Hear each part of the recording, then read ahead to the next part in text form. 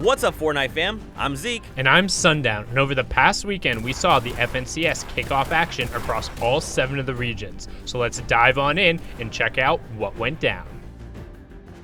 Making their tournament debut, the Middle East servers came online. Sundown, what happened? So, in the Middle East, 4 teams will qualify through to the final round, and we saw Alter Ego Fiesel, Alter Ego Klops, and then Hero Kappa managed to win 3 out of their 9 games in order to take away the top spot. So I actually went back through and watched their final game, and they were in shambles and were playing a bunch of the low ground, but Klops, when he only had 3 drum shotgun shells and an infantry rifle, managed to push through a guy's wall, pick up a key elimination, and then allow them to run through and take that victory royale. I'm really excited to see where the Middle East server kind of goes as a region moving forward, because I expect them to continue to grow week after week as more players kind of filter their way in. Now let's head over to OCE, where Jesse and Jordan, the X2 twins, and their third partner Volks just dominated semifinals, then transitioned that into a finals win as well. Yeah, so they were able to just basically tear up the region. They won 5 of their 7 matches, and then they averaged a placement of 1.59 across the entire competition.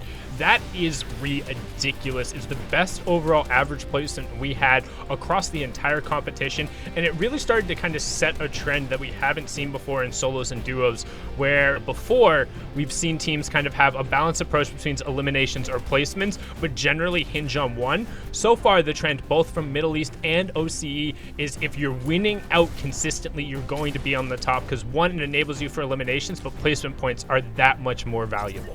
Asia's next. Macy, Ucia, and Q-Jack managed to win the finals overall. Sundown, tell me more about this team. We've seen a little bit of them before, but they were able to win 2 of their 7 matches. The key here was they averaged placing top 5 across all of their games. Now, top 4 was the line in terms of that last placement bar, but top 5 was pretty much the pinnacle of the Asian placements going on there. The one key thing that we saw from them in their 13 Elim Victory Royale, Macy Fishy at one point when trying to rotate was caught down to 8 HP. Another one of his teammates got picked off. He managed to then circle back over to Ucia, and he get around 60 HP, then drops down, 1v3s a team, picks up all of them, and then goes on to close it out, getting the 4th Elim. And you could tell right from there, that was their 3rd match. They had the momentum going, and they were able to close it out in the end.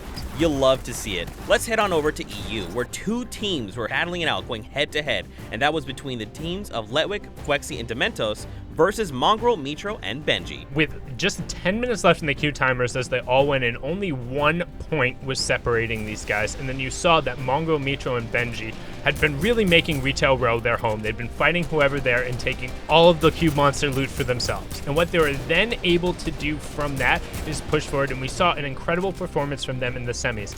However, Mitro shockwaved up to take a 1v1, got himself knocked, but his shockwave up threw his other 2 teammates off of a campfire and away from a launch pad, which gave them no more options. They then had to take the fight.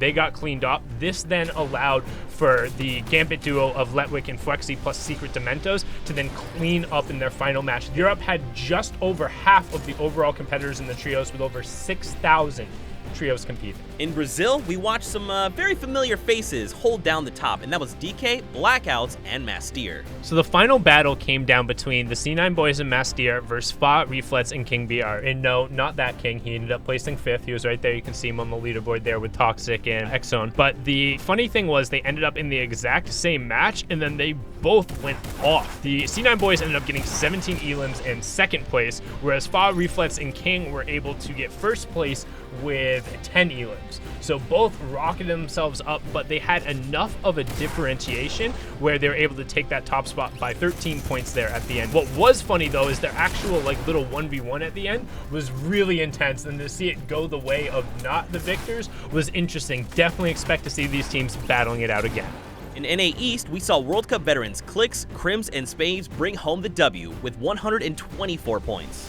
They were able to keep their momentum rolling from the World Cup and topping the region, which was very impressive. I mean, 9 points clear at Hornet and Tickers. And honestly, big props to Crims, the player from Lazarus. He had a couple of particular great individual efforts in tight spots that enabled them to clutch up their games and really push forward and take home that top spot. Now, we talked about Crims clutching up, but Cloud, Thwifo, and Snood did secure the 8th and the final qualification spot. Snood was particularly known for being the player who averaged the highest during the World Cup qualifying process, but didn't end up going in. In their final 2 matches, they had a 8 elim victory royale in their last match and a 7 elim victory royale in their second to last match, pushed them up to the tie, and the 2 victory royales was enough to just barely edge out Bucky, Animal, and Aspect's 1 victory royale. And the funny thing is about all of their elims, both came in as 6 elims out of the 7 were in a 2-minute spurt at the end, and then 7 elims out of the 8 were in a 2-minute spurt at the end. So backs to the wall with everything on the line, they were the ones who were able to secure the spot.